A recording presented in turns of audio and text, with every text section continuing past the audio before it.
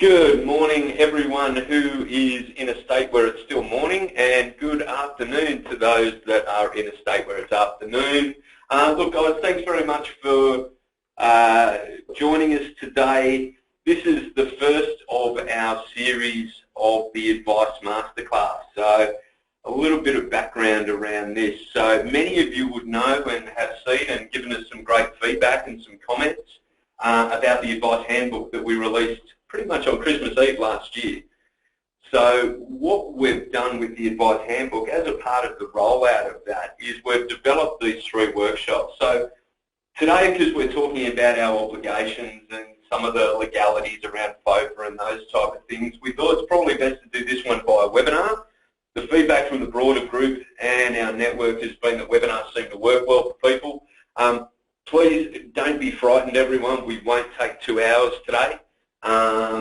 So we'll get this done as quickly and as practically as we can. The next 2 sessions, I think the invites have gone out or will be going out very soon. No, they have gone out for the 2 face-to-face workshops. So essentially what we're going to do today is we're going to sit there and we're going to have a bit of a cook's tour through FOFA. We're going to touch on also the 2 new pieces of legislation that came into act 2 Thursdays ago. That's the Education Standards Bill and also the Life Insurance Framework. We'll have a little chat about those things. There's still a lot of detail to be added to these particular pieces of legislation. So look, we'll tell you exactly what we know, but there probably will be some questions. And as always, feel free to send your questions through. If we don't get through to them during the session, between Wayne and I, who's also joining us today, we will be able to answer those throughout the course of the afternoon.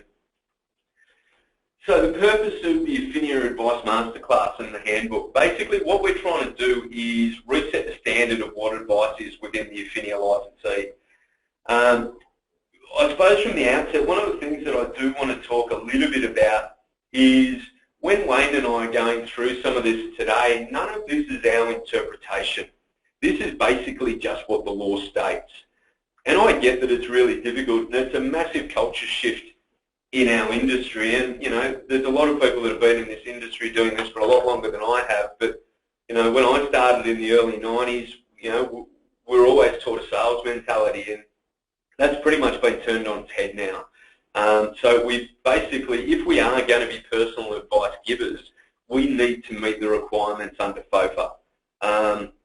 And I get that can be culturally quite difficult sometimes, particularly when a lot of people on the line have built very, very successful businesses and generated significant income, looked after their clients, always done the right thing, never had a complaint.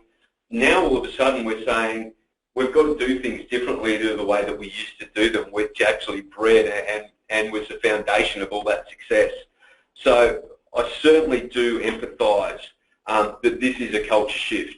The problem is it's here. We can't avoid it.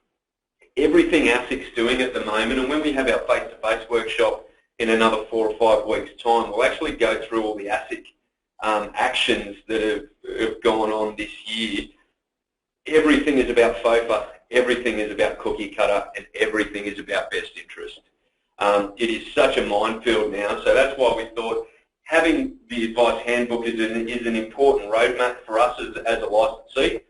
What we're trying to do is get to the point where any advice question that anyone in our Affinia family has, they should be able to go and self-source the answer. There shouldn't be any surprises, and that's all the way from when new advisors join us and they go through the SOA review process, to when we do file reviews, to when we do annual audits. There should never be a surprise, because we're giving the rules of the game and the landscape in which we need to follow to be successful in giving personal advice in the Australian market. So what you guys would have received in the link to the webinar is actually a copy of the Our Obligations ebook.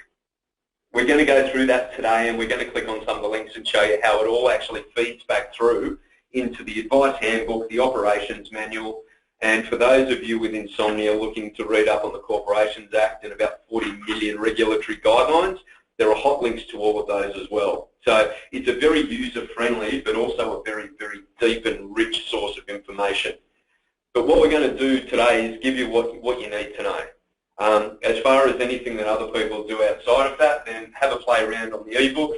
We're going to merge the ebook into the advice handbook over the next couple of days, and then that will be represented on the website as well.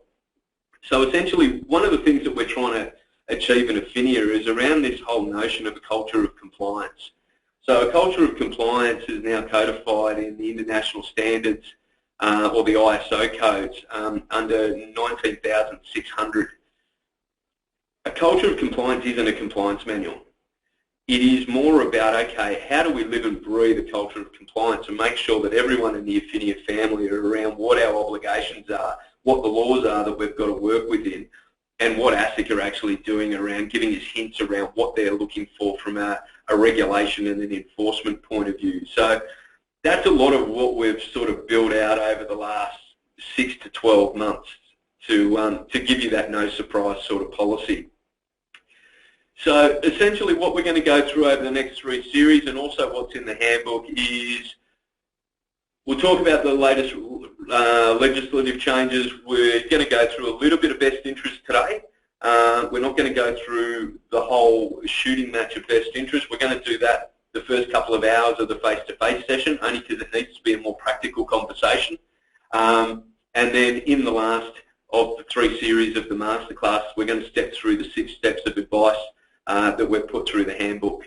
The important thing too for everyone concerned is Wayne and his team, so that's the professional standards officers that come out and do our desktop and annual reviews, they will be following these guidelines when they're doing audits. Getting back to that whole no surprise policy is what you can read in the handbook and the ebook is basically what we're going to look for when we're doing reviews. So there should never be the case where we're doing an audit and coming up with things that people say, we didn't know about that, or you never told us that. I just think it's important, particularly in this environment where, honestly, ASIC are rampant at the moment, to the point where just as recently as this morning we got a notice because they're doing an SMSF review. So we've had a number of advisors where ASIC have actually called for SMSF files. So that's as recent as this morning. ASIC have just started another piece of surveillance in general advice and also direct insurance, and they're still going through the findings of their institutional IFA so-called advice as well. So they're very, very active at the moment. They've just been given $95 million to keep us under surveillance as an industry. So we can either put our heads in the sand and wait till they come and knock on the door and say, oh geez, that was a bit disappointing, or we can get on the front foot and do these type of things and make sure we're very, very well prepared and better prepared than any other licensee in the market for when ASIC do come in the door, that we're already following the hints that they've given us over the last 2 to 3 years. Okay, so where are we at? Okay, let's have a look at some of this new legislation. So 9th of February, so that's a couple of Thursdays ago, the Advisor Standards Bill in the Life Insurance Framework passed and became law. So what does that mean from an advisor standards point of view? This to me is probably the most relevant piece of legislation that we've ever seen in this industry. Many of you on the phone and myself, we went through FSR. Obviously FOFA's come and gone, and we're going to talk a lot about that today as well. To me, the education standards is a significant piece of legislation, and it's going to be a very, very difficult thing to manage, not only from a licensee perspective, but each of us independently in our own businesses, about how we actually gear up for these critical dates that are coming up. So in a nutshell, all new advisors coming into the industry by July 2019 will need to have a degree qualification. So that's done. There's no more negotiation about that. There's no toing and froing. That's basically what's going to happen. More importantly, and relevant to all of us, is existing financial planners will have access to transition arrangements. So up until 2021, we have to pass the competency exam. So I'm going to talk a little bit about the Education Standards Board in a second. This is where I mentioned before that there's a lot of unknown, purely because The Education Standards Board hasn't actually been formed yet, so a lot of the grey area will actually be given colour when that happens. So that's probably coming in the next 12 months. But the long and the short of what we do know is we're going to have to pass a competency exam. But we're also going to have to meet the degree qualified standard as well. But we've got an extra few years for that. So Wayne's going to have a little chat about that in a sec, about some of the ways that we can actually bridge to that. So I know Kaplan's already done some work about how we're going to do that. So the Education Standards Board, what are they going to do? So essentially what they do is they determine what the degree equivalency is. They'll also look at people who have got allied or foreign qualifications and determine whether or not they're suitable or not. They'll set and administer the examination process, and they'll also put all of this into legislation. So once it's set, it's pretty much set, and it would need to be another act of Parliament to change it again. So I guess the moral of the story, guys, is this ain't going away, and it's certainly not going away quickly.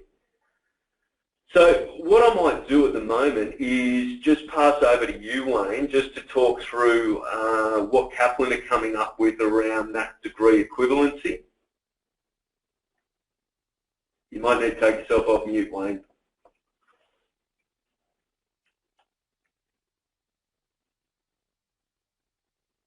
Or maybe I won't pass over to Wayne.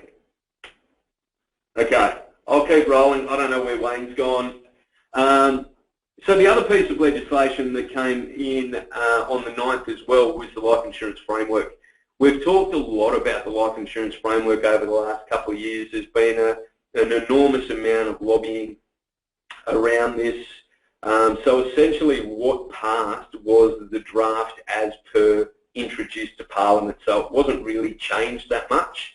So essentially what we're looking at is, as of midnight on the 31st of December this year, upfront commissions and any other remuneration to do with risk insurance will be banned. So you guys will recall under FOFA, and we'll talk a little bit about this when we talk about the conflict of rem, is all of those payments stop. So that's any type of product arrangement you've got around overrides, bonuses, those type of things with insurers. 31st of December this year, it all becomes illegal. So as of the 1st of January, 80% upfront, 20% trail, but that's plus GST, so it's 88.22. Then the year after, it's 77.22. And then the year after, it plateaus out at 66.22. Essentially, what will happen then is ASIC will come back in and do another surveillance report similar to the ASIC 413 report, and they will then determine whether or not we stay at the 66.22 or whether or not we go to something more along the lines of Trowbridge, which was a 20% level, or whether or not commissions are banned in their entirety. I think we now have a great opportunity to make sure, and as I said, this has already passed, so the time for argument is done with this. This is already there. Now, to me, the opportunity is to keep what we've got. I don't see it being of any benefit to our industry or the Australian consumer to go any less than the 66.22. So let's make sure that the only way that we're going to keep this intact is to make sure that we abide by FOFA to the letter, to make sure that when ASIC come back in 2020 and they do their review, that they can say, yes, we believe FOFA has done what it said it was going to do. So there's a big onus on us now as advice givers and advice professionals to make sure that we follow the principles of FOFA and we can demonstrate that back to ASIC. So probably the real nasty part of this is the 2-year responsibility period. So that's 100% the first year and it's 60% the second year. My understanding that if the policy lapses at midnight on the 23rd month, it is still a 60% clawback, that it doesn't prorate from month 13 to month 24. So that to me is an issue, and that will be an issue. So unfortunately though, I don't think it won't be changed. It is what it is. So we're just going to have to deal with that. So the existing clients and conflicted remuneration arrangements that are already in place will be grandfathered, but they'll only be grandfathered at the levels that exist on the 31st of December this year. So if you're on a volume bonus arrangement or things like that with in-force payments and those type of things, effectively you're in force and the calculation of those payments will be frozen in time at midnight on the 31st of December this year. One thing that wasn't overly well known is policy fees and frequency loadings will be included for the commission calculations, whereas currently they're not. That's in the legislation. What I don't know yet, and this is something that we're working on, is whether or not this is the way that the insurers will actually roll it out. So I don't know if some will, all will, none will. We just don't know that level of detail at the moment, but that's something we're very keen to find out quickly, and as soon as we do, we'll let you know. I think Wayne's found himself in front of the phone now, so mate, can I pass over to you? Did you want to talk about that degree equivalency under the education standards? Yes, hopefully you can hear me now, correct? Loud and clear. Oh, fantastic. If I could just rewind a bit to the advisor standards.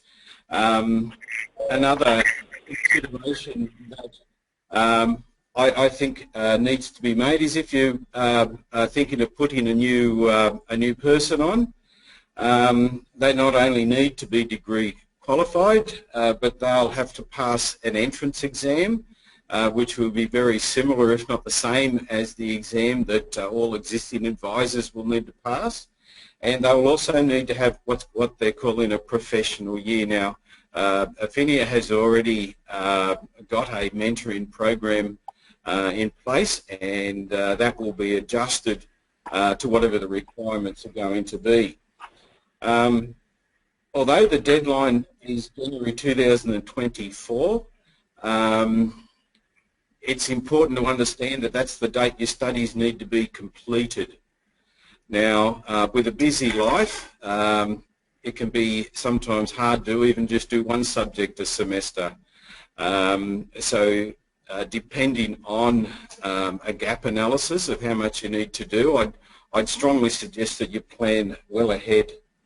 The CPD is another thing I just wanted to raise. At the moment, licensees set those targets in line with the requirements of the Regulatory Guide 146. Well, that's going to be thrown out the window. This new body will rewrite that regulatory guide and also set CPD targets.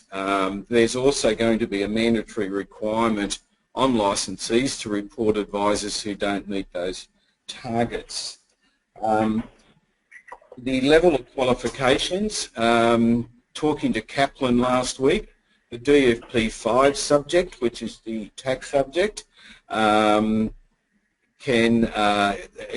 potentially meet one of the tax courses, but it won't meet the commercial law course. So again, when you're thinking of study, you may need to add in a course on commercial law if you don't meet your years of experience to renew your registration with the Tax Practitioners Board. They're also going to set an ethics code. What that is and how we can prove that it's been met, I'll still need to work that one out. There's going to be a restriction of use of terms so that only those, such as yourselves, can use financial planner or financial advisor. Mark has mentioned recognition of prior learning, so that's very good news. I know a number of institutions do that, where they'll get on the phone with you for an hour or two and then put you through an exam. Both Mentor and Kaplan are saying that, you know, it's pretty much open book, and if you took your time and didn't rush through, that most people pass that. That can give you, depending on your prior studies, could give you 1 to 2 credits out of that new qualification. I think the cost will probably be around $1,000 though. but it is an option. Using myself an example, I got the old diploma, which is 8 subjects. So if I went through this, Kaplan would give me 2 credits. So out of the 12 subjects I need, I would only need to do an extra 2.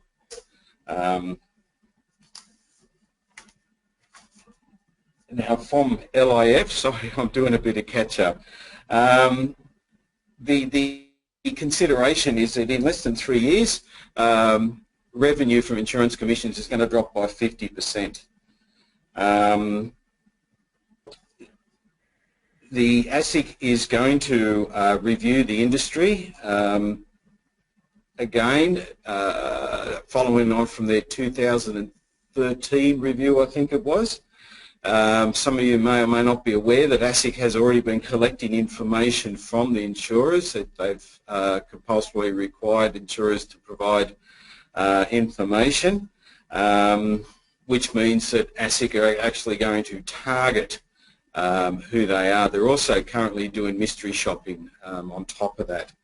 Now, LIF includes also general advice, not just personal advice, so that evens things up a little bit. The responsibility period won't include if the policy is claimed on. It won't include if they reach the age where the policy expires. It won't include if your client suicides or self-harms.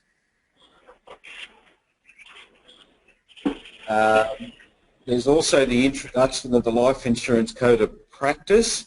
Now that one is quite an extensive code of practice. Even though it was written by the Financial Services Council, FOSS has said it will use it as a standard to benchmark the advice when they're assessing a complaint. So basically, indirectly, it will have an impact on you as an advisor as well. So I'm currently doing an analysis on what that means, and we'll include that when we go around and do the roadshow.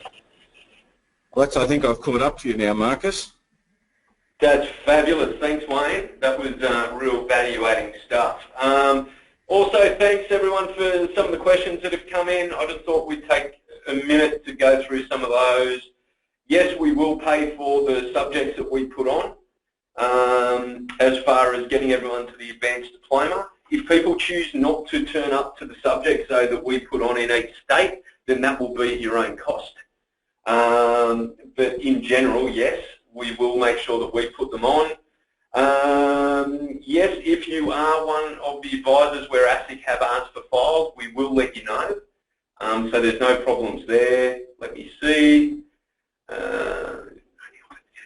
Advanced diploma as well as then, yes, we will help everyone get to advanced diploma, and then by the time we've got everyone to advanced diploma, we'll know what the degree equivalency is, and then we'll help everyone get to that as well.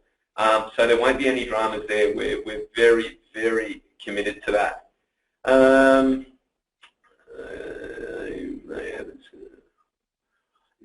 We should need to cover our costs if the policy is cancelled within 2 years. To me, that comes down to an issue around terms of engagement. One of the things we're going to talk about, particularly in the next couple of sessions, is step 1 of the 6 stages of advice that we've drafted under Affinia is looking at a terms of engagement with your client. And that's sitting down, having the conversation up front, saying, this is my role, this is my qualifications, this is what I can do, this is what I can't do. You as my client, this is your role, your responsibility, and this is the information that I need. That to me covers not only the broad spectrum of advice that we give and whatever continuum we give that advice on, but also the fees that we charge and any penalties that may come from penalties imposed where people cancel policies, those type of things. So that to me will definitely cover off in the coming series around the terms of engagement.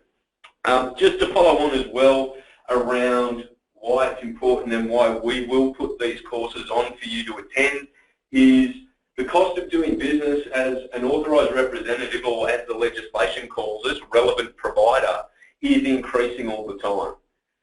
So essentially what's going to happen in the next couple of years, we're going to have to foot the bill as ARs for TASA. Well, that's happening now. So we've got to pay our TASA membership. So that's about $400 per AR. And if you've also got a corporate, we're in a bit of an argument at the moment with the Tax Practitioners Board. They want to charge the corporate as well. We're arguing that the corporate doesn't give the advice. It's the authorised representative. So in that case, if they maintain their stance on charging the corporates, that'll be $800 for TASA registration each year. There'll be about $1,000 for the Education Standards Board. It'll be $1,000 for the ASIC surplus as far as their surveillance fee, and there'll also probably be another $1,000 for the compensation scheme. So it's going to cost around $5,000 per AR to actually just be in the game. So that's going to be the cost of doing business as a financial advisor, financial planner in this industry over the next couple of years. Those of you that have multiple ARs as employees in your business, they're considerations that we're more than happy to have a chat to you about to try and work out some way of structuring that as well. Only because from a cost and a P&L point of view, it's going to become very expensive to conduct our operations in our profession over the next couple of years. So what we might do is we'll move on.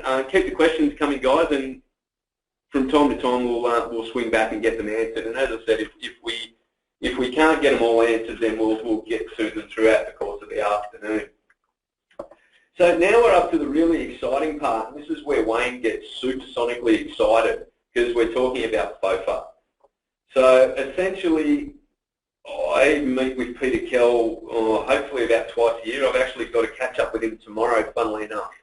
And the purpose of talking to ASIC and the regulator is twofold. One is to try and understand what's next on the radar for them.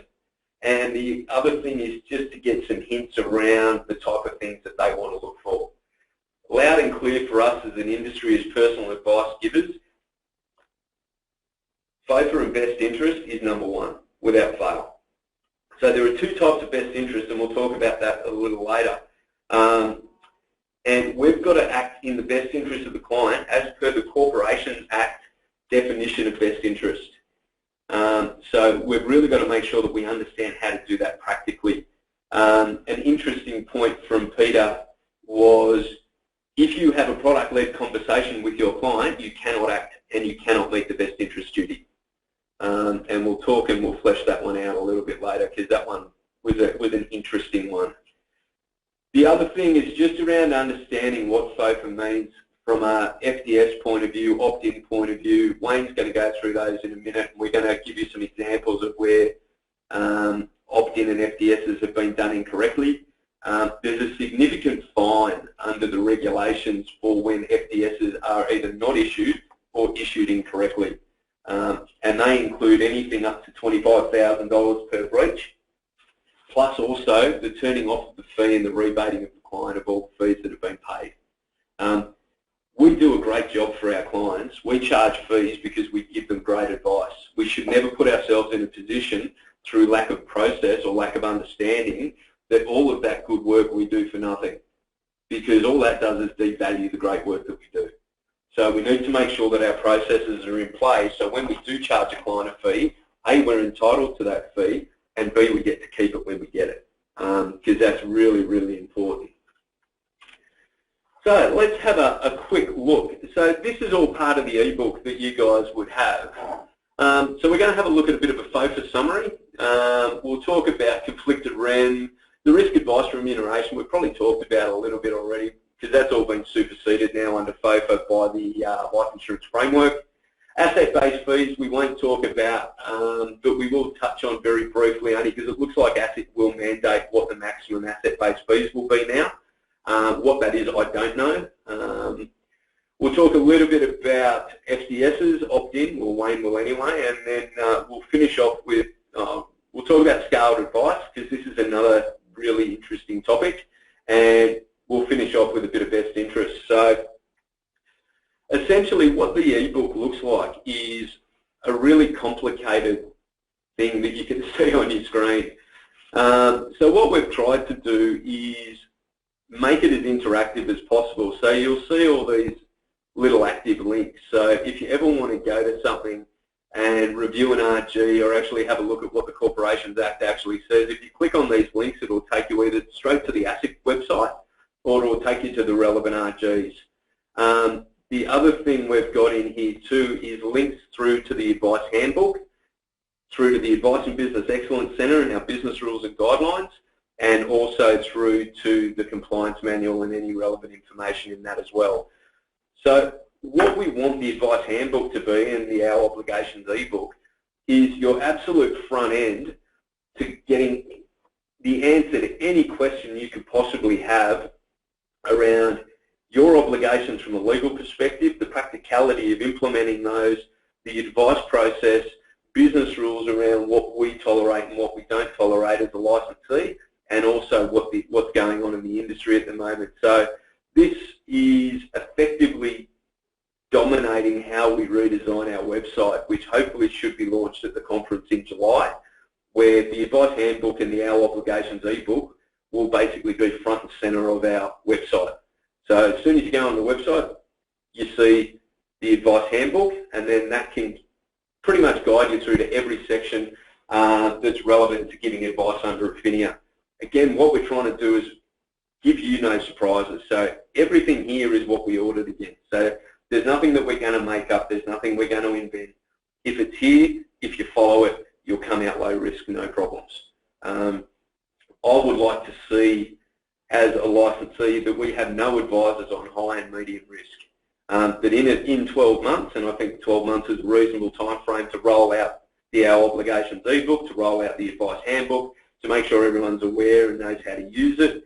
At the end of that 12-month period, I would hope that every single advisor in the Affinia family is a low-risk advisor, because we're following FOFA, we're insulating our licensee, and as you guys have heard me say 1,000 times before, whether we like it or not, we are all on the hook for each other's livelihood.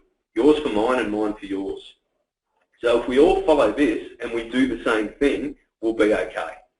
So a couple of things around FOFA. Funnily enough, for those who have either awoken from a coma or crawled out from under a rock or something, FOFA started a few years ago. So we've had mandatory compliance now for 3.5 years with FOFA. It's only though in the last 12 months or so that ASIC have come out and started enforcing FOFA. And that's only getting worse and worse and worse. And as I said, they've got about $95 million to keep the industry under surveillance, and their benchmark and everything that they're tying back their enforcements to is what's under FOFA and, more importantly, best interest. So fee disclosure statements have come in. We've got opt-in. I'll let Wayne talk a little bit about the exemption for opt-in when we talk about that. Clearly, through FOFA, we had the ban on all investment commissions and platform rebates and volume payments. That ban is exactly what I was talking about before with LIF. So what LIF has done is adopted that, but for all risk-related remuneration. So that's around the rebates, the volume bonuses, in-force payments, all those type of things. Clearly, best interest, good old, my favourite section of the Corporations Act is 961, which is the best interest duty, and we'll go through that in a little bit. Ban on insurance commission, so that's through the corporate and the group schemes. So that's been in play now for a while, and I think most people know that. But also, and this is a part of FOFA that I think a lot of people have glossed over, but to me it's super important. Every piece of advice we give is scaled advice. So to me the question is, how do we scale the advice? If we scale the advice by product, and then you listen to what Peter Kell's saying, we can never meet the best interest duty. So what we've done, and many of you would have seen in the Advice Handbook, we've actually provided 2 different metrics in which to scale advice. And we'll have a little chat about them as well as we go on. Okay, conflicted rem. So I don't want to spend too much time on this, only because most of you would be aware of this through the old FOFA, particularly with reference to platform and investment business. But essentially, if you look at it, what we're doing is we're crafting some remuneration guidelines. They'll be in the updated Affinia Advice Handbook, which will be the integration of the Our Obligations ebook with the existing handbook. So essentially it is clients must be able to understand the fees that they're paying. I think that's pretty common sense. They must be able to compare the fees. They need to be presented with the structure. So this is what I'm charging you, and this is why I'm charging you this, and this is what you get from this. Again, getting back to a comment that we made around engagement, I think as a general practice, and some do and some don't, is having that first initial conversation, which is almost getting the client to sign a terms of engagement contract, which is, this is what I'm going to do, this is what you're going to do, this is what I'm going to charge, and this is what you're going to get for that. So the fees need to be separate between what the advice fee is and the product fee. We can't roll everything into one fee. We've got to separate it if it's coming from a platform, an insurance provider, or any other type of product manufacturer versus what we charge for our time or our statement of advice or our strategy paper or whatever the case may be. There has to be a clear delineation between all the fees. Again, getting back to terms of engagement, the clients must agree to pay the fee, and that the fee can be switched off if they don't believe that they're getting the service, or we can't demonstrate that we're getting the service. So this comes down to the part of FOPA which is included in fee disclosure statements and opt-ins. So it's pretty common sense around fees. So I don't want to spend too much time on that because I think everyone gets that. But this is something that is certainly in the crosshairs of ASIC, is looking at not only what we charge, how we charge it, but more importantly, how we represent that back to the client. Wayne, did you have anything you wanted to add on conflicted rem? Probably around what is not actually mentioned in all of this. Fair value is one. What that actually means, well, I think that'd be on a case-by-case basis. But you know, for example, if you charge $10,000 to amalgamate superannuation with a cumulative value of 300, you know, that might be seen as a little excessive and taking advantage of a client. So there, as Marcus alluded to, you know, there's different definitions of best interest. The one covered by the recent amendments is the safe harbour steps, and I'll cover later on about other things for that. But when your professional standards person comes out and checks your advice, looks at your fee disclosure obligations, you know, they are trying to help you comply. The key message that I'd like to get about what professional standards do is, you know, if you've had the chance to see the checklist, you know, have a good look at it. If you haven't got a copy of the checklist, just let one of us know and we'll get you one. The things that we check for are only checking you against your compliance against the laws, and also against FOS case history should a complaint be made against you, which sadly is a fact of life, an increasingly fact of life. But yeah, that's probably all I just wanted to add for that one until we get to the fee disclosure statements, Marcus. Cool. Okay. Thanks, mate. Is there anything on here that's worth? So what we've done here, and just to show you like how the ebook actually works and how the advice handbook works, is throughout here where we've got the links. In general, if you're looking for any single point of reference, is always go back to the 6 stages of advice in the advice handbook. That also details the 7 safe harbour steps and obviously all the FOPA requirements that we're going through today. Where there are additional things that we can throw in as well, many of you would have gone to the Elixir Pricing Advice Masterclass. We've got links into that, so if we click on the link, it'll actually take us into the Elixir Consulting presentation. So I guess we're trying to make it as easy as we possibly can to tap into all of the resources that we have available for you guys to be able to refer to from an advice perspective, all in one front-end document. So at the risk of blowing this up, I'm going to click on this and see what happens. There you go. Look at that. So That's awesome. We won't log in, but just to show that it works. And now I'm going to pass over to Jackie to try and undo everything I've just done. Perfect. Thank you. So moving right along, it won't be sec. See, I have blown it up.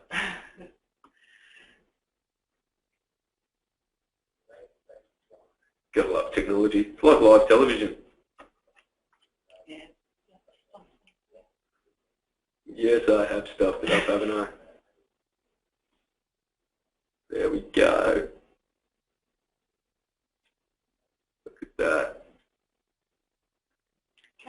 Okay, awesome. We're back. Okay.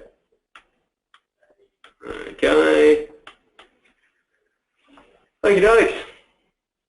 So remuneration of risk advice. We've talked about LIF. That's pretty much what the go-forward standard's going to be. Some of the things in here where we've been able to is under each of these sections, what we've done is we've tried to state pretty much exactly what the legislation states in the first column. The second one is what we require as a licensee. So as I said, this isn't necessarily our interpretation of what we think it is. This is basically what we understand ASIC is telling us that they want us to do. One of the things here that we come up against a bit, and this is probably because no one's ever been told any different, so this isn't a criticism, is one of the things that Peter Kell specifically called out last time I caught up with him, with Niall and also Steve Helmich, was about the, well, risk in super to start with, but the disclosure of risk commissions and risk premiums when a client is entitled to the 15% tax rebate when it's funded by a platform or through some type of rollover type arrangement to fund the premiums. What we need to do, we need to put and disclose in the commission table what the full premium is, what the full amount of commission is, and we need to put a comment in underneath to denote that whilst that's the full commission and the full premium, because of the way that the policy has been structured under superannuation, you're entitled to a 15% rebate of the contributions tax. Therefore, it makes like 85% of the premium is actually being paid, when in actual fact it's 100% of the premium, it's just 15% tax is being rebated. We can't call that a discount. If we call it a discount, it's deemed under the Corps Act as being deceptive and misleading information. It's not to say that we can't still talk about the benefits of, that's great, Mr. and Mrs. Average, why you came to me as a great financial advisor, because I've structured this in a way where, yes, you are paying 100%, but you're getting 15% of it paid back by the rebate of the tax. We just can't call it a discount. It's got to be disclosed as a rebate of contributions tax, and it's got to be shown in full in the commission table on your statement of advice. Fee disclosure statement. So I'm going to hand over to Wayne now for FDSs and opt-in because they are one of his favourite topics. So over to you, Wayne. Yeah, I appear to have quite a few favourite topics, but look, this is not that difficult. First of all, a fee is something that's paid by the client. A commission is something that's paid by the product, and that's the difference between the two. So what fees are then requiring you to send out a fee disclosure statement? Well, they're the ones that have been paid for longer than 12 months. So, for example, if you meet with your client every year, set a new fee and pay it off in 12 monthly instalments, then that may not require FDS and opt-in. So, so they're fees paid by clients. So all clients who pay an ongoing fee, that's every single client, requires a fee disclosure statement. Now, ASIC have taken away all their what they call no actions. So that means that they're out now also reviewing compliance with the FDS and opt-in obligations. Some of the licensees have already received questionnaires from the regulator on this. As Marcus alluded to, they've got extra funding. So FDS is also an area where they've allocated some resources to. So some of the issues that we've seen with fee disclosure statements, one of them is that now you must be able to demonstrate that you made reasonable investigations into what the service date was. So if you're thinking of, for example, of buying a client book, you need to obtain that information from the seller. So think of that when you do that. Just setting a date that's convenient to you may not be appropriate. So that's all clients. All ongoing fee-paying clients require a fee disclosure statement. Now, ASIC have recently updated their regulatory guide. So what they expect in there, it's very simple. One, the amount that the client actually paid. So I've got some examples a little bit later on where that has gone wrong. The second part of the information is what services the client actually received. So I've seen, and again there's examples there as well, so if we see that a full review was provided, but however only a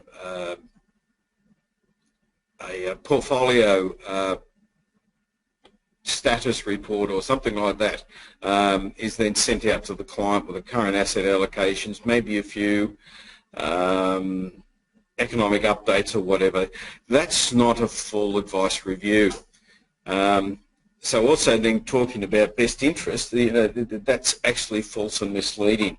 Then you need to include, well, what was the client actually entitled to receive? So the purpose of an FDS is for the client to look at and say, well, I'm paying X number of dollars for Y services, and I took advantage of these. That way, it's supposed to be provided in a very simple, straightforward manner so the client can see whether or not they're getting value.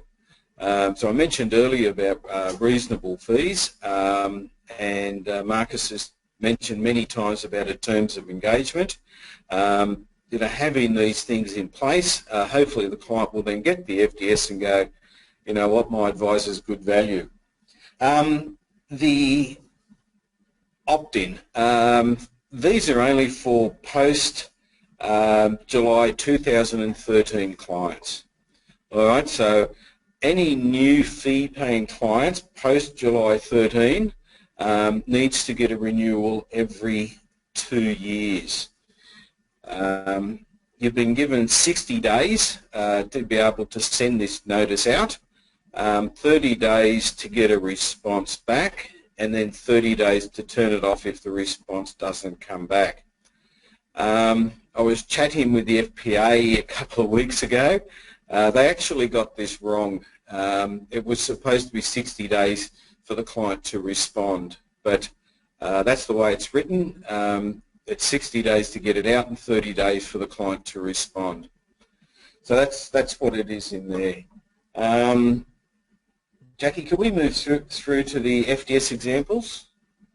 Sure. That's it. So with the first one there,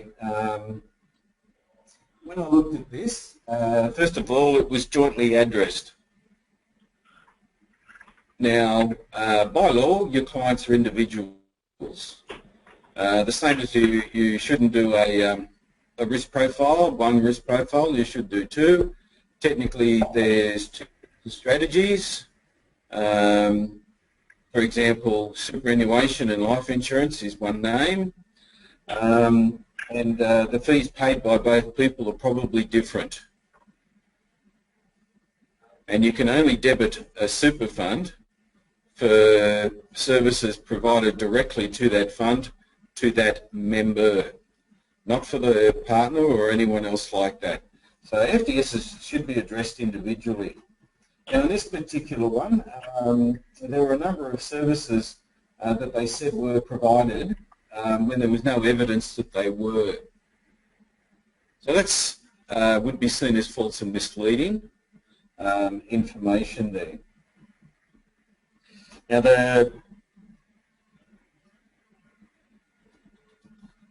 So we got further examples. If we could just go further down. Now this was an FDS letter that was sent out. So those three simple things, what the client was entitled to, what they actually got and what they paid, is what should be in a fee disclosure statement. So this letter that was sent out by an advisor, did not meet those minimum requirements. So on the website, I encourage you to go in there, read the supporting material and the templates, and of course you've got the resources, your professional standards or business consultant person you can ask questions to. Now the next example number 3, these are just very simple things, but it just means they've broken the law. It mightn't sound much, but as Marcus mentioned, the fine is quite hefty. Now in this particular case, everything was fine except for they forgot to add how much the client paid.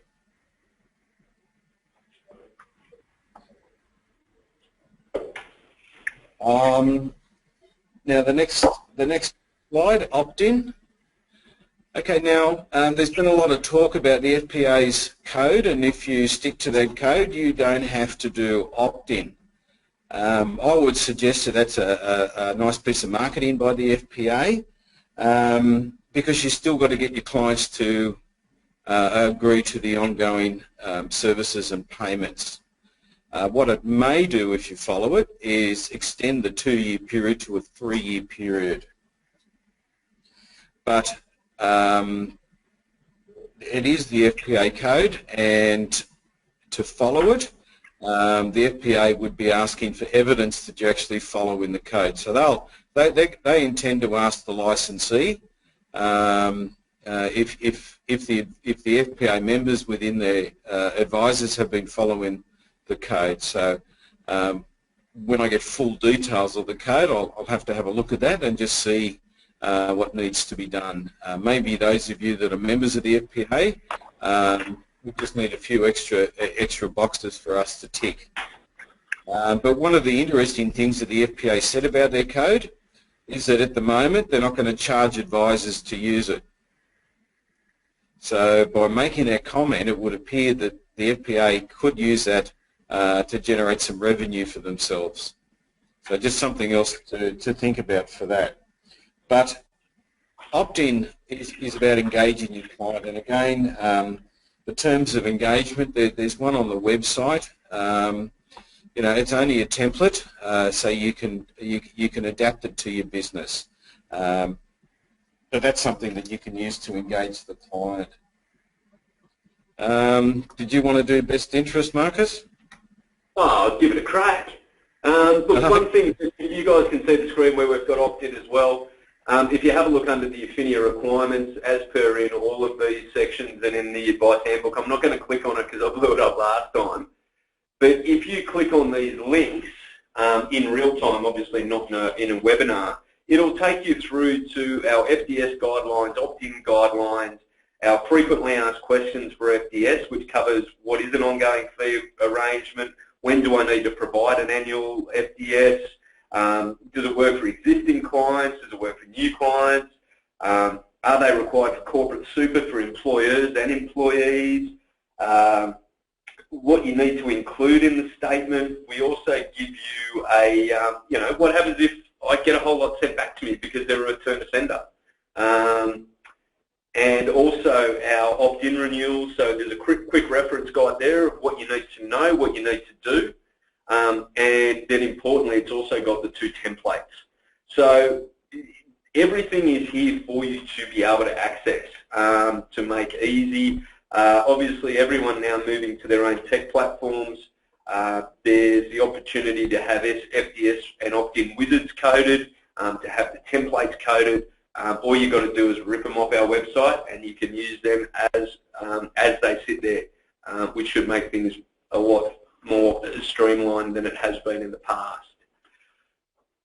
So we'll have a little look at scaled advice before we go into best interest. To me, I mentioned before, all advice is scaled.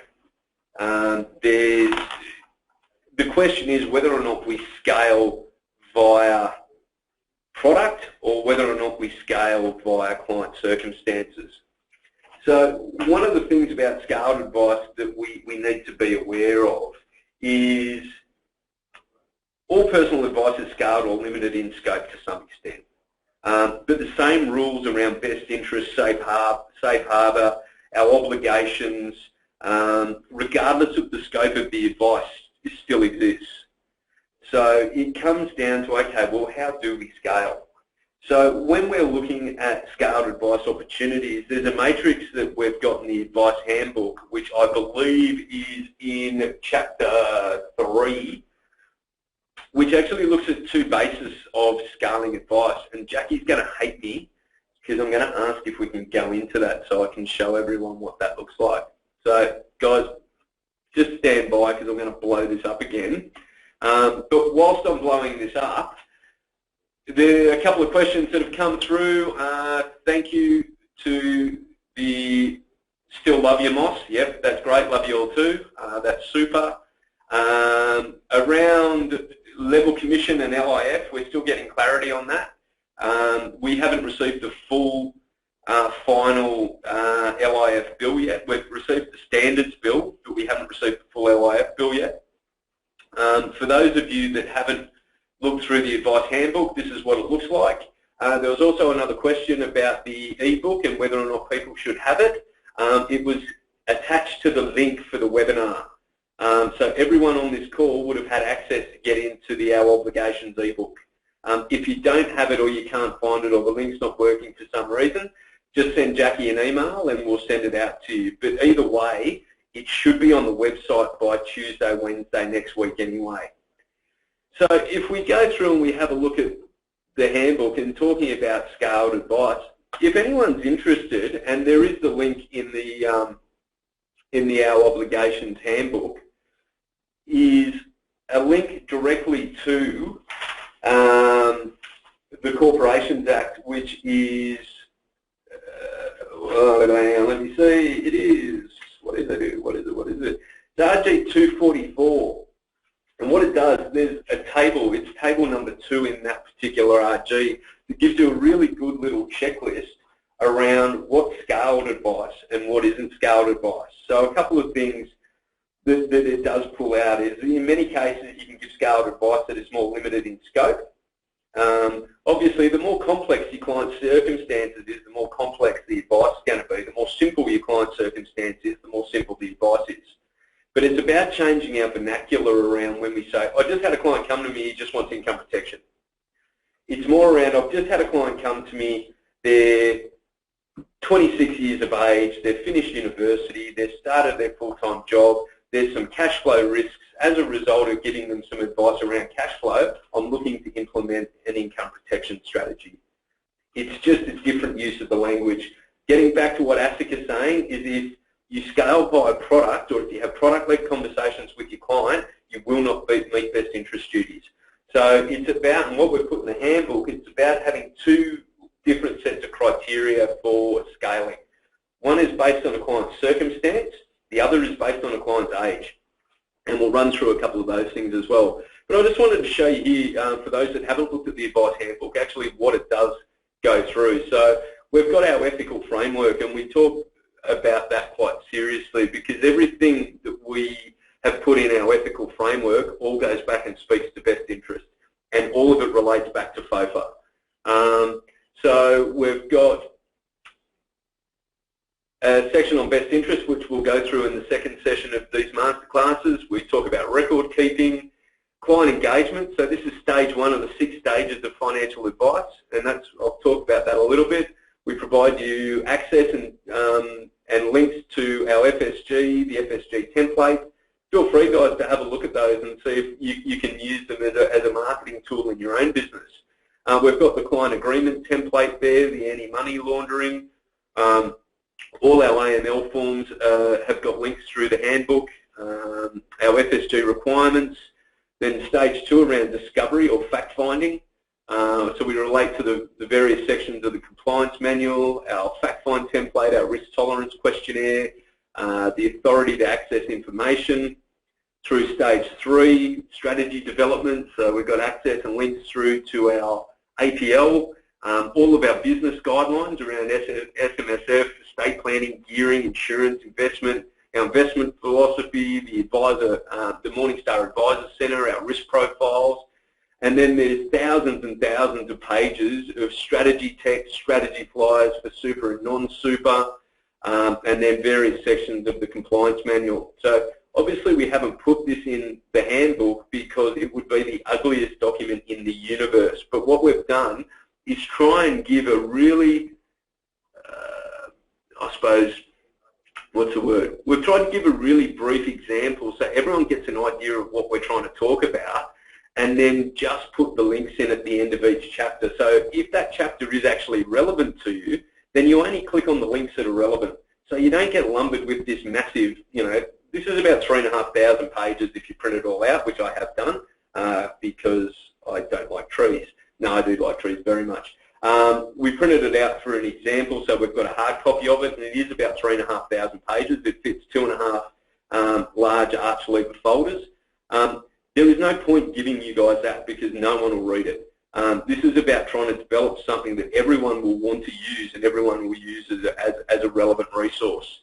So obviously here's our Code of Ethics, and then we've got a link through to the Codes of Conduct under the AFA, FPA, ASIC and whatnot. We've got a whole section on best interest. We've got a best interest duty checklist that you can click on and have a look at. Record keeping, so client files, file notes, all those sort of things. So hopefully you guys are seeing, look, if you just follow these things, this is exactly what the PSOs are following when they do the audit. So if Wayne made a point before about looking at the audit checklists. The audit checklists follow all these sort of things as well. So there's the client file checklist, so you can actually click on that and have a look at it. So what I'm going to do quickly is I won't go through every page of this because that will bore everyone to tears. I just want to go back to scaled advice and just walk you through. So here are the scaled advice scenarios. So we've done it on 2 bases. One is a needs-based scenario, the other one's an age-based scenario. So put quite simply, if you've got a client who's got a question around, do I have enough super in place to retire, or what's the gap between what I've currently got and what I need, then obviously that's a conversation and advice around superannuation. We're just not starting with super as the leading conversation. We're talking about the needs, goals, objectives. Essentially what ASIC are looking at, and if you look at best interest, which we'll do in a sec, is we have to start with needs, goals and objectives. Once we've understood what needs, goals and objectives are, then we go into the fact find or the discovery process, which is trying to gather as much information as we possibly can to validate the client's needs, goals and objectives. Once we've gathered that information, we determine whether or not that information is complete, incomplete, correct or incorrect. If it's incomplete or incorrect, then we have to make the best endeavours to go and make sure that it is complete and correct. Once we've done that, then we determine a number of strategies to meet the needs, goals and objectives of the client. Once we've developed the strategies, then we look to see if there's a product that will actually interlink with those strategies to bring that strategy to life. That might be an income protection contract. It might be consolidating your super. It might be setting up a self-managed super fund. It could be investing some money into a model portfolio. It could be going direct into the stock market. It could be doing some gearing, whatever the case may be. And then we look at what that product is, and then we look at the strategy, and then again we go back to needs, goals and objectives. What Peter Kell, I think, was trying to say is if you have a product-led conversation to start with, then you're not looking at needs, goals, objectives. Whether you agree with it or not, whether I agree with it or not is kind of irrelevant. He's the guy that's running the show, and that's what he thinks. So that's what we've got to do. So here's a pretty simple table. You know, to me, getting better financial control. Well, that's debt and cash flow. Protecting the things that matter, building and protecting wealth. Well, that's insurance and protection. Borrowing some money to make some money. Well, you know, that comes down to investment, home, property, those type of things. And then we've got the age-based scenarios. So that's just looking at typically someone in their 20s to 40s are going to be interested in around buying their first home. They might be getting married. debt management, savings, cash flow, investing for the long term, maybe having kids, maybe putting something aside for children. And then as people move through into their 50s and 60s, it's about, I want to pay off all my debt. I want to make sure my assets are protected.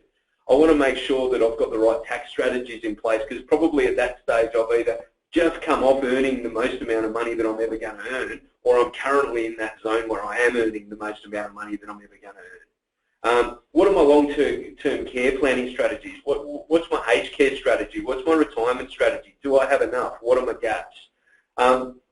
So this is really common sense type of stuff, but I just wanted to go through and show you that these are the things that ASIC are talking about around scaled advice, because at the end of the day, all of our advice is scaled. It's just about whether we scale based on needs, goals and objectives or on age-based scenarios, because that's really where we've got to start with. And we're going to talk a lot more about this in the face-to-face session, which will be the next session. But I just wanted to give you a flavour also of what the Advice Handbook is all about and the amount of links and resources that actually sit behind and underpin the Advice Handbook. So, Jackster, can you get me back to where I need to be?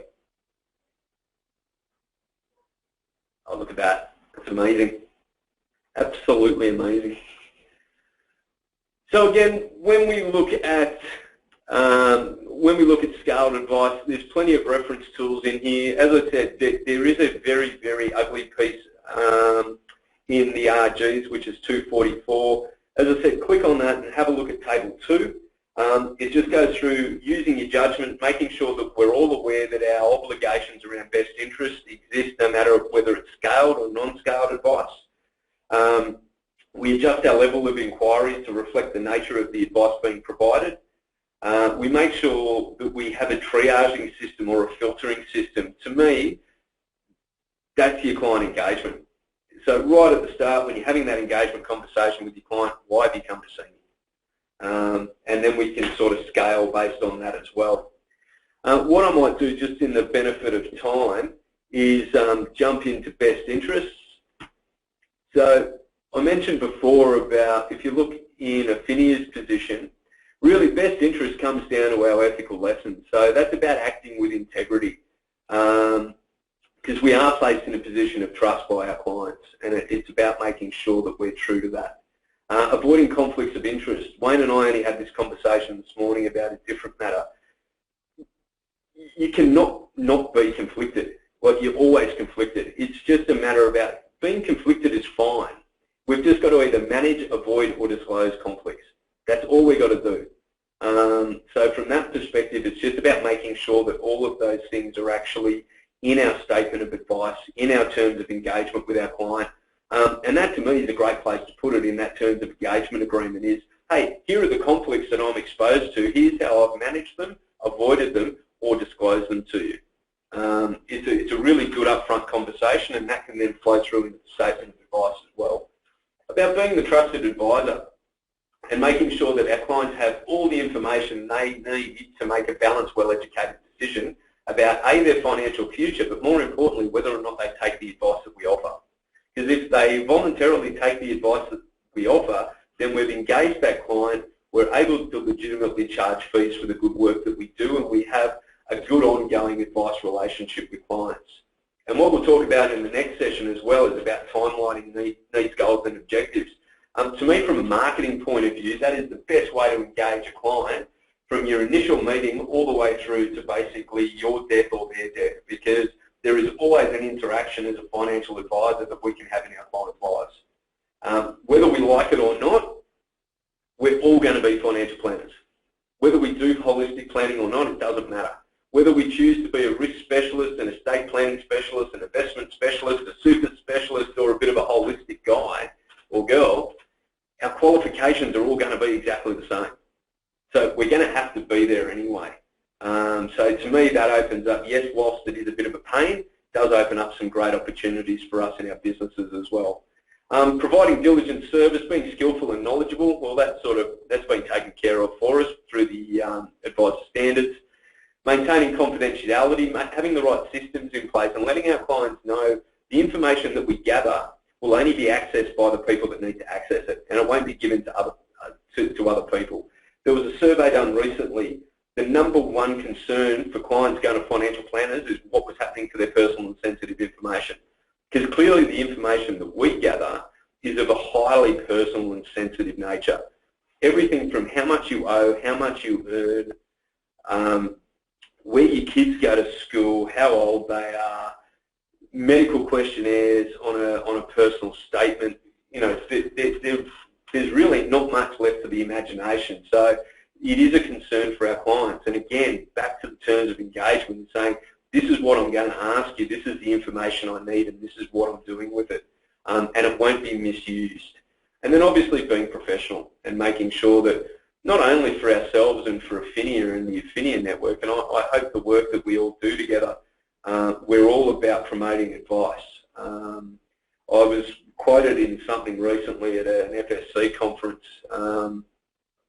I truly believe that we've got a role to play in every aspect of every person's life, whether it's pro bono work, helping people navigate through Centrelink, whether or not it's young people who can't afford advice to educate them through the school system about financial responsibility, or whether it is throughout all the scenarios that we just looked at through the scaled advice process as well. We have a role to play everywhere in someone's life.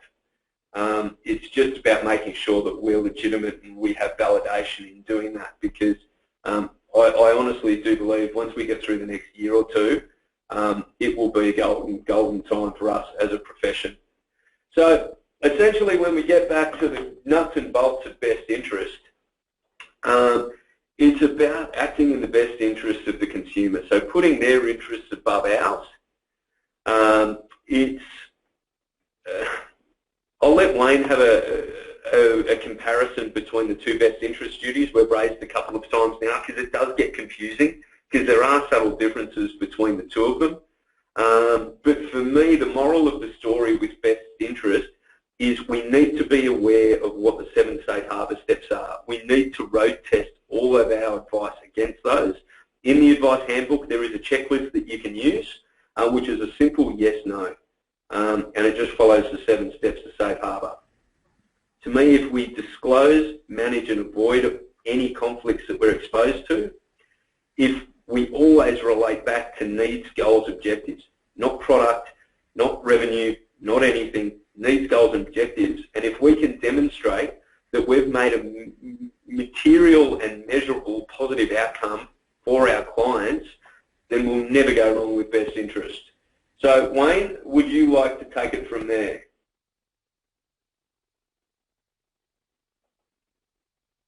Yeah, I'm on. Yes, hi. Yes. If I could just backtrack to scale advice, I'd like to give 3 things to think about. Now, client nominated levels of cover. This is something that gets disputed, but it's quite likely that the client did not nominate the level of cover. If that's seen on a regular basis within an advisor's sampled advice, then the question's asked, you know, is it advisor-led? So really, what is it? What are the client's needs? Now, in this particular case, for client-nominated levels of cover, well, maybe it's cost. Maybe the client is saying, well, look, yes, I want insurance, but I can't afford it. That's not client-nominated levels of cover. That's the client limiting the scope of your advice based on affordability. So obviously, you need to check how much they can afford, but that's a different scale. So just be clear on what it is, because also too that helps manage the liability and transfers it back to the client. Consolidation is another one. Often you see the client's goals as saving on fees, but really the purpose of superannuation is to provide a benefit on death or retirement. And rarely do you see any superannuation goals in the SOA. Again, it's all about strategies. But yes, certainly amalgamation could be one part of the strategy, but what are their actual goals? What are they hoping to achieve? Standard text is something that unfortunately can bring an advisor undone. If they say that your existing funds don't meet your objectives, and yet there are no objectives listed in the SOA that are relevant, then that's false and misleading basis of advice. Hopefully that makes sense. So just put down what the client is trying to achieve. If the client gives you 7 of their needs, now objectives are wants, so if they give you 7 needs and you can't do all 7, there's actually a safe harbour step to actually refer the client on. But record the 7 and then just say, look, I can't help you with this and this, but I can refer you to this person for that and to this person for that. And then you've met that step in the safe harbour process. And so I hope that makes sense in scaling. Best interest, there's a common law obligation. Common law is different to the Corporations Act. Common law is a moving target. It says precedents. It's all rather messy, but there's some fundamental things that they do look at, and Marcus mentioned a couple of them, is essentially, well, who benefited the most from the advice? Right? Has the benefit to the client been worthwhile and well above the risk of the advice? For example, switching insurance policies where they lose a pre-July 2014 definition in super. So, there's certain measurements. Also, too, there's the ASIC Act, and unfortunately, these are things that operate behind the scenes that we try to help you comply with. There's the ASIC Act. There's also the Trade Practices Act. These all determine what is acceptable activities on behalf of the advisor. And the thing to also note is that it doesn't have to be intentional. Anything that's false and misleading, and that includes generic text that does not apply to the client, is classed as false and misleading. It doesn't have to be intentional. You could have just accidentally left it in there, but the fact is, if something like that was given as a basis to either sell something or to buy something, but it's not relevant to the client, you've actually potentially broken the act. So, if we see something like that where generic text has been left in and shouldn't have been, hopefully we'll raise that with you. As Marcus said, product-led conversations, essentially they won't meet best interest. It's all around strategy. Strategy is what actually are the steps the client needs to put into place to meet their needs and objectives. The products are there to simply facilitate and action that strategy. So when you've got your steps to proceed in your SOA, look at them carefully. You'll find that they're all actions by the client, and one of those actions is to take out the products you've recommended. So your product advice, of course, needs to be well researched. If you're switching, ASIC expects just as much attention be made to your advice on what's called the from product, which is what they're in now, and then as you do to the to product, which is where you're going to recommend they go. Well, that's probably in a nutshell the other side of best interest and how that all relates back to your activities. Anything else, Marcus? No, that's great. Thanks, Wayne. So, guys, what we wanted to do is just give you a flavour of best interest today. At the next workshop, which will be the face-to-face one, we'll dive a lot deeper into what best interest is, what ASIC's ideas are around that, the actions that they've already taken against advisors and licensees for breaching best interest.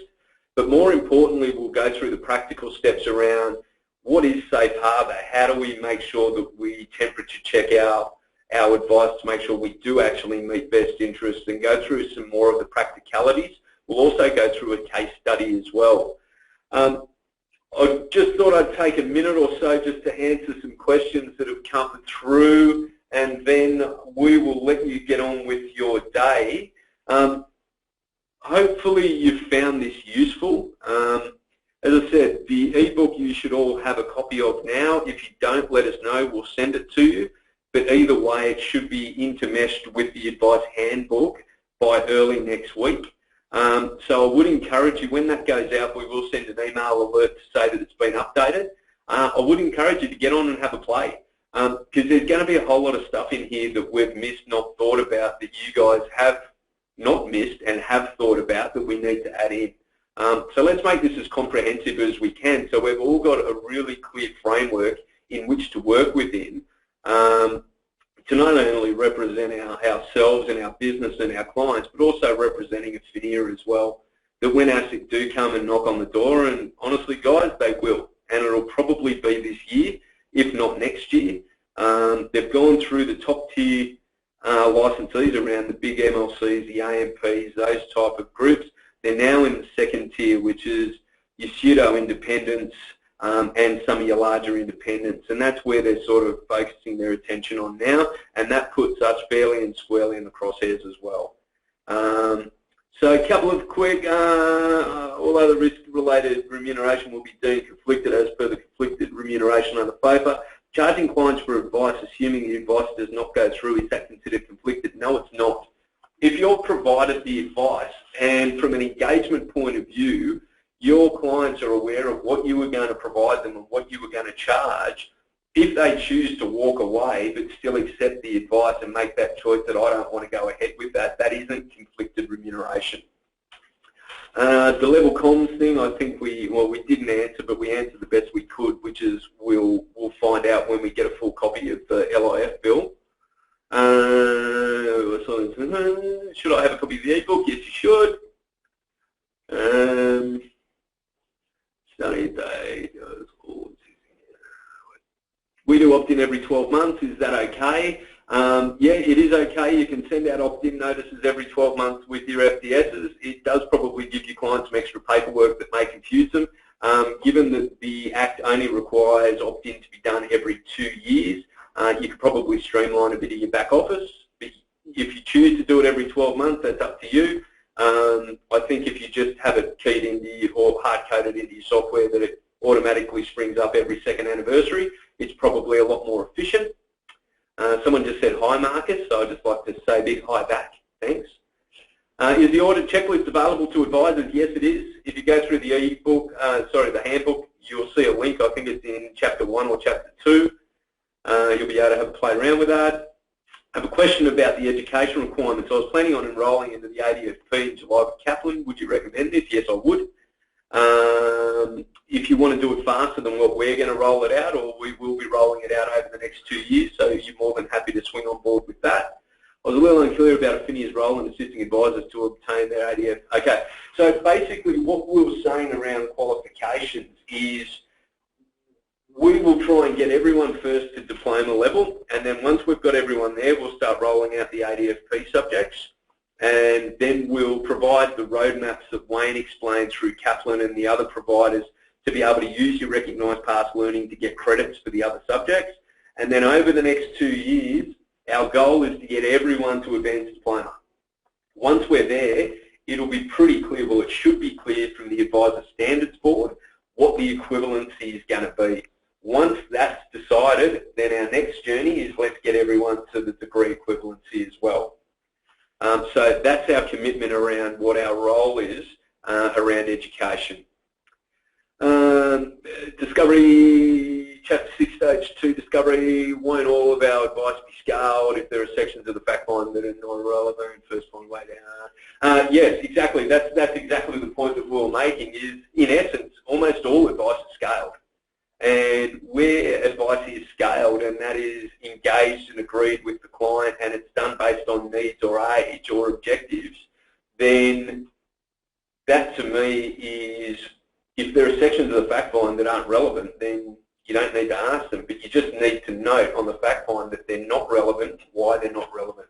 Only because when a PSO comes in to do an audit, 3 things they're going to look at. They're going to look at your file notes, your fact find or your discovery document, and your statement of advice. What we do find from time to time is there's a great file note that explains exactly what the advice is. It's scoped out, it's scaled, it's got all these details, and then the fact find has sections missing and no explanation for why sections are missing. Or it's got boxes ticked around what's in scope and what's out of scope, but that doesn't match the fact find. And then we've got an SOA that matches the file note but doesn't match the fact find. So from there it becomes very confusing. So it's just about making sure our file notes, our fact finder, our discovery document, and our statement of advice are all consistent around what's in scope, what's out of scope, how is the advice being scaled, and what's the advice all about. And that's in the handbook. So have a flick through that. And I think that's about it that I can see. If there's anything else that we can find that comes through, we will actually, Helen, is something. Yes, we're always available, guys. If you've got questions around your end-to-end processes and whatnot in your businesses and how the technology interlinks and those type of things, please jump on the phone. We're more than happy to help and make sure that we'll send someone out to have a chat to you about that. Staffing-wise, just as a bit of an update, guys, before we go, I am conscious that it's 12:30 now or 1:30 in the other states or 10:30 in WA. In Queensland, our new ABC starts, Danielle War, starts next Monday. So she's already padded out a few appointments and be out to see everyone in Queensland. Unfortunately, Nadia Docker, our ABC in Melbourne, who's done a great job with Affinia since it started, has decided to move on and do some other things. We're actively in the process of looking to replace Nadia as well, and we'll hope that that will be a pretty seamless transition as well. But in the interim, guys, you all know where I am. You've all got my mobile number. Give me a call if you've got any questions or concerns. I hope you enjoyed this. I hope you use the resources that we're building. You see the handbook for what it is, which is an absolute value-add tool for your business. It's not a compliance handbook. We're also in the process of getting this presentation accredited for CPD, and we'll send out those certificates to those that have dialed in. And yeah, always look forward to any feedback. Let's make these things really good, because honestly, guys, there are very few, if any, licensees in the country that are providing this level of information. And this is, we shouldn't just look to other licensees as to what they're doing and try and match it. We should be setting the standard, because I think we're smarter than the rest of them, and we've got better advisors than other licensees. So other than that, guys, I hope you have a really great Tuesday. Thank you very much for dialing in, and we'll look forward to seeing you all at the second series of the face-to-face masterclasses. Thanks very much. And thanks, Wayne. Thank you. All right. And webinar for all.